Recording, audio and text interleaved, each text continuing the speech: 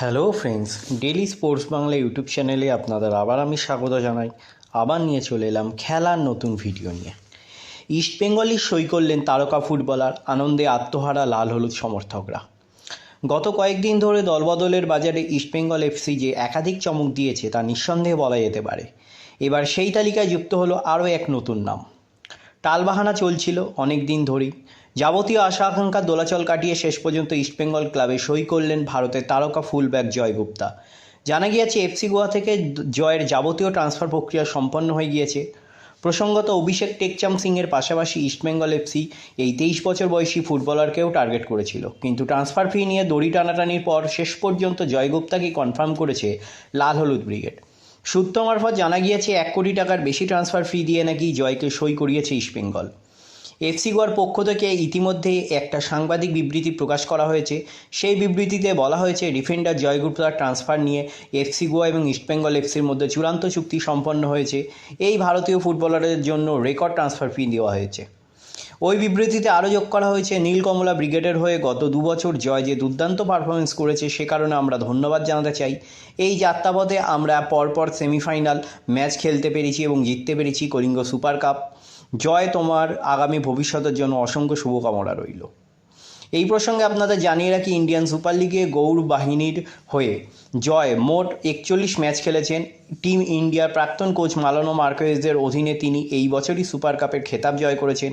ইস্টবেঙ্গলের শেষ ফুটবলার হিসেবে জয় সই করলেন। বাকি বিদেশি ফুটবলারের কোটা ইতিমধ্যেই পূরণ হয়ে গিয়েছে।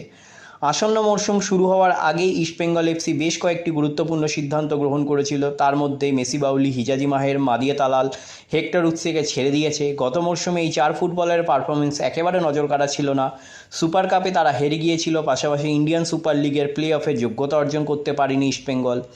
এই বিদেশি ফুটবলারদের পরিবর্তে ইস্টবেঙ্গলে ইতিমধ্যে ব্রাজিল থেকে মিগুয়েল ফেরেরা, প্যালেস্টাইন থেকে মোহাম্মদ রাশিদ, মরক্কো থেকে হামিদ আহাদাত এবং আর্জেন্টিনার কেভিন সিবিলকে সই করিয়েছে। আশা করা যায় চলতি মাসের মধ্যেই এই 4 বিদেশি ফুটবলার কলকাতায় চলে আসবেন। উল্লেখ্য, অস্কার ব্রুজো কোচিংয়ে আগেও খেলেছেন ফিগুয়ের।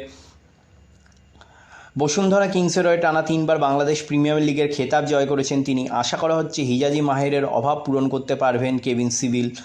আর্জেন্টিনার রিভার প্লেট একাডেমি থেকে উঠে এসেছেন কেভিন। ইতিমধ্যে তিনি স্পেনের 3য় ডিভিশন ক্লাব পনফেরাদিনার হয়ে ফুটবল খেলতেন। অন্যদিকে রাশিদ সম্প্রতি এএফসি চ্যাম্পিয়ন্স এশিয়ান কাপে প্রথমবার প্যালেস্তাইনকে শেষ 16য় তুলেছেন। মাঝমাঠে তিনি যে ভরসাস্তম্ভ হয়ে উঠবেন তেমনটা আশা করা যেতেই পারে। সবথেকে বড় কথা, মেসির অভাবটা পূরণ করতে পারবেন। আহাদাত ধার সানাবেন আক্রমণ ভাগে। সতীর্থ হিসাবে তিনি পাচ্ছেন 2023-24 মরশুমের সোনার বুট জয়ী ফুটবলার দিমিত্রিয়াস দায়মন্তগসকে। আসন্ন ডুরান্ড কাপের জন্য ইস্টবেঙ্গল এফসি এখনও পর্যন্ত দল ঘোষণা করেনি, তবে আশা করা হচ্ছে এই টুর্নামেন্টে ইস্টবেঙ্গলের পূর্ণ শক্তির দল নিয়েই ঝাঁপাবে। তাহলে এই হলো আজকে আমার ভিডিও। আবার বলছি, আমার চ্যানেল যদি আপনাদের ভালো লেগে থাকে অবশ্যই আমার চ্যানেলটিকে সাবস্ক্রাইব করে নিন, পাশে রাখা বেল আইকনটিকে ক্লিক করে দিন যাতে সবার প্রথমে আপনারা আমার ভিডিও দেখতে পান। ধন্যবাদ।